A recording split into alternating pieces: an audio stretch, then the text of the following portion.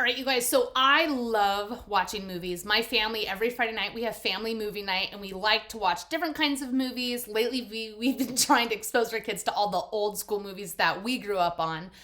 So I'm curious for you, what movies are you watching right now? Is there like the best movie that's out? Let's try to see if we can come up with a list of movies that we can all try watching during this season, all right? So go ahead, you can type them in. If you're on YouTube watching later, feel free to message us. But I'm so curious, what movies are you watching right now that are awesome? The best movie of all time. Now, for me, I love the Harry Potter series. I read all the books, but I love the Harry Potter series. And one of the things about movies, especially the Harry Potter series, really any movie, are backstories, right? When you watch a movie, sometimes there's these little flashbacks of seeing people's history that impacts the bigger picture of the movie. Sometimes you'll watch a movie and you're like in the middle of a fight scene and all of a sudden it's like, poof, and there's this huge, like, all of a sudden you have this moment, you're going, why am I getting this vision of their life in the past or something? And you realize it's adding to what's happening now. It's giving purpose and a bigger picture, right?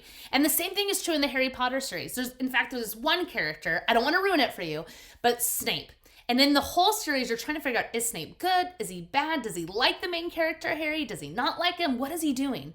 And you get these little visions and backstories from him, but it's not until the very end of the series when Harry finally gets this vial of tears from him. I know, hang on with me. It's this weird magical story. He gets a vial of tears. He pours it into this big basin thing that basically you can see people's visions. And when Harry sees the backstory, he finally realizes the reason, the meaning behind all of Snape's actions.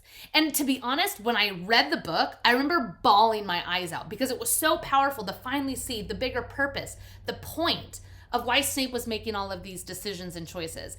And you could start to realize, I mean, it was huge. I remember crying in the movie theater and people were crying. It's the backstories make this huge impact on what happens in the future, right? And so when you do movies, you're definitely trying to draw people into the character by giving a backstory, helping them to understand the deeper meaning of their story. Now, we're in a series called What Do You Do When You Don't Know What to Do? And we're dealing with hard stuff, right? A lot of us may be struggling with different scenarios in our life. Maybe you're struggling with friends. Maybe you have friends or people that you hang out with who are telling lies about you, or you feel like are hurting you or bullying you, and you're just going, what do I do with this? How do I get out of this? What do I do? Maybe you're struggling with family. Maybe you're fighting with a sibling, or you have relatives you're fighting with. Maybe your parents are fighting all the time. Maybe you're realizing you have some bad habits right now, that maybe you're hurting yourself or doing things to yourself, and you're realizing these habits, they're out of control and you don't know what to do about them. A lot of times when we find ourselves in these kinds of situations, we may go, why is this happening? What am I supposed to do with this? It feels like in the moment, that hard situation, it feels like it's pointless. Why should I have to struggle? Why is this happening? And the same is true about the man Joseph that we have been studying in this whole series. He has been in situations that we go, it makes sense for him to go, why is all this happening? I mean, think about the life of Joseph that we've been studying from the book of Genesis. He was born into a family with 11 other brothers. He was the favored son, but because of that, his brothers sold him into slavery. Then when he finally arrives in Egypt as a slave, life seems to be okay. He becomes this kind of like, God blesses him. He finds favor in this house.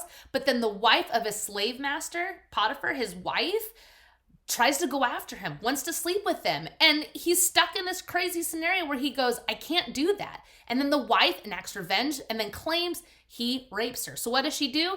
Tells the husband, oh, he raped me, which never happened. So he's falsely accused of, and then he gets sent to prison. If anyone has earned the right to ask, what's the point of all this? Why is all of this happening to me? It was Joseph. But let's jump into the story.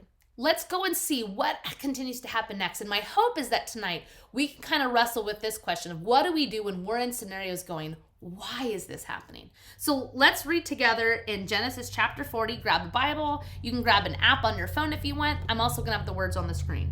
So in Genesis chapter 40, it says, sometime later, the cupbearer and the baker of the king of Egypt offended their master, the king of Egypt. Pharaoh was angry with his two officials, the chief cupbearer and the chief baker, and put them in custody in the house of the captain of the guard, in the same prison where Joseph was confined. Now, after they had been in custody for some time, each of the two men, the cupbearer and the baker of the king of Egypt, who were being held in prison, had a dream the same night, and each dream had a meaning of its own. When Joseph came to them the next morning, he saw that they were dejected. So he asked Pharaoh's officials who were in custody with him in his master's house, "Well, why do you look so sad today?" "Oh, we both had dreams," they answered, "but there is no one to interpret them." Then Joseph said to them, "Do not interpretations belong to God? Tell me your dreams." Now, I find this so interesting that even in this moment, when Joseph is finding himself in a, why is all this stuff happening to me moment, right? He's still focusing on God. He's still focusing on praising God. When he says, "Do not interpretations belong to God?" It's his way of going, God's at work. This is God's job. And he invites them to interpret his dreams, not because he has the ability, but he knows God helps him with that. So again, in this crazy moment, what does he do? He turns to God. And this is what's crazy. He's able to interpret the dreams with God's help. He asks God. God tells him exactly the dreams of the cupbearer and the baker of the king.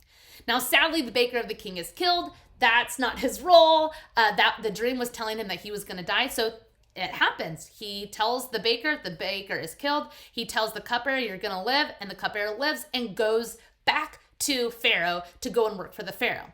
Now, sadly, you would think that the cupbearer would go, "Oh, Pharaoh, you should help this guy out. He helped me interpret the dreams. You should use him. He's awesome. He's all this talent. You need this guy on your team," right? No. The cupbearer completely forgets Joseph. It's interesting that Joseph, he's still focused on God and he helped these people. But even though he helped, even though he did that and asked God for help to do all of that, it didn't change his situation. He still was in the same situation. This guy forgot him, but God didn't forget him. 2 years later, so Joseph was in prison for 2 years. The cupbearer completely forgot about him. And then the Pharaoh ends up having a dream that he can't interpret. No one can interpret this dream. It's this crazy dream about this fat cow that eats a skinny cow, and then this fat head of corn that eats a skinny head of corn. No one knows what to do. And 2 years later, the cupbearer finally realizes when the Pharaoh has this dream, oh wait, Joseph, he could interpret the dream. So he goes to the Pharaoh, tells the Pharaoh about Joseph. They get Joseph, and Joseph says, with God's help, I can interpret the dream. And he interprets the dream. And he tells the Pharaoh that there's actually going to be a huge 7 years of great food in the land, and then 7 years of famine. And because of this, you now know you need to store up food. And the Pharaoh is so overjoyed and pleased with Joseph, he takes him out of prison, places him as the royal official who's going to help them to store up all this food to save the people. And that's exactly what he does. He is placed in this very time for purpose, and he ends up saving the whole land, even, we'll find out next week, his family, to be able to feed everyone, because this famine is crazy, huge, and atrocious, and people would have died without Joseph being in this purpose. And so you look and you kind of go, all these events that happened before were awful. They were horrible.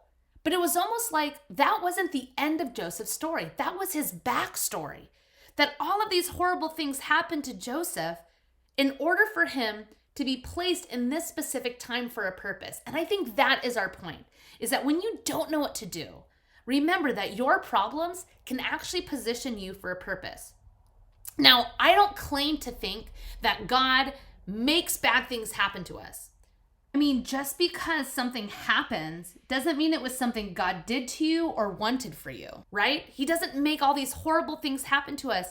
But God is so big and good and strong that he can actually use these hard, challenging situations in our life to do something good, just like he did with Joseph. All those things happened to Joseph, and God used it for a purpose.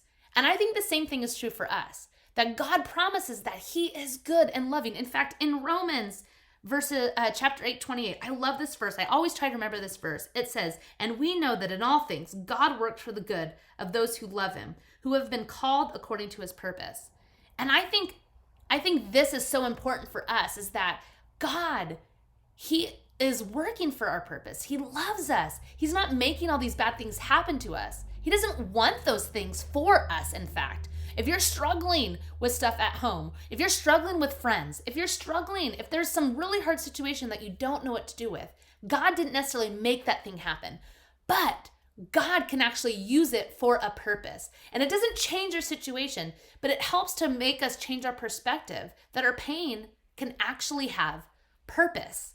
And think about that, resonate with that. And here's something I think that we really need to wrestle with together. It doesn't mean that every situation is gonna be wrapped up in a bow, that in the midst of pain, we go, oh, my pain has purpose, and this is what it means, and now I can gratefully accept it. Or that even years later, you might see that some situations that we go through, we don't get to see the purpose. We don't. I hate movies when they don't get wrapped up in a bow. My husband laughs at me because I just go, I get so frustrated when the ending of a movie just drops in your left, like, blah, that's it. I hate that. And I know it's like my control freak coming out, right? I hate when that happens. And some of us, we really struggle when we don't get to see the purpose. But I think this story encourages us, right? That God does have a purpose. And sometimes he lets us see it.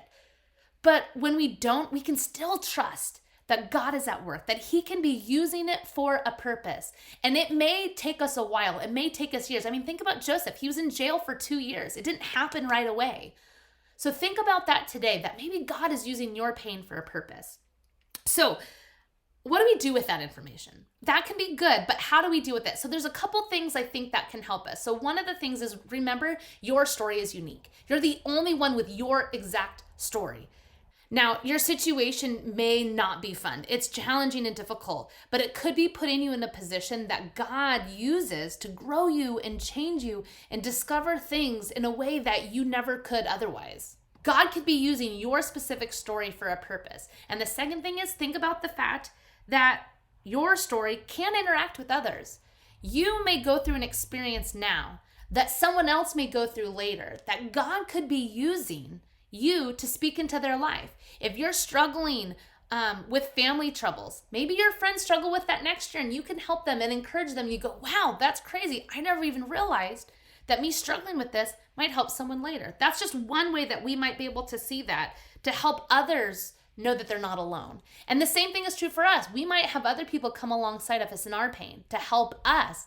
And that actually gives purpose to our friends, because they're going, wow, I never realized that my pain could help you in your season.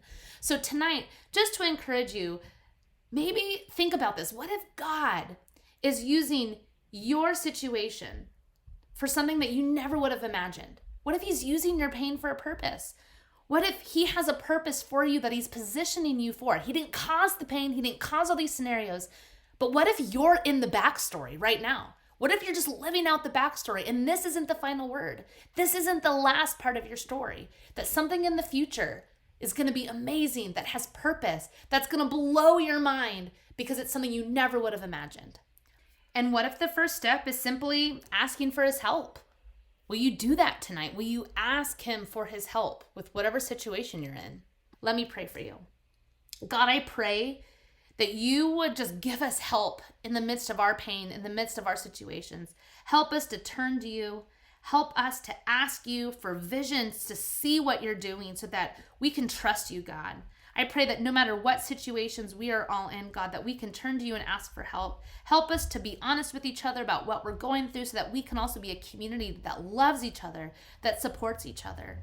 And God, I pray that no matter what situation we face, God, that we always will have hope, that we trust you, we see you, and God, that we can just lean into you. So be with us tonight. Help us as we discuss. In your name, amen.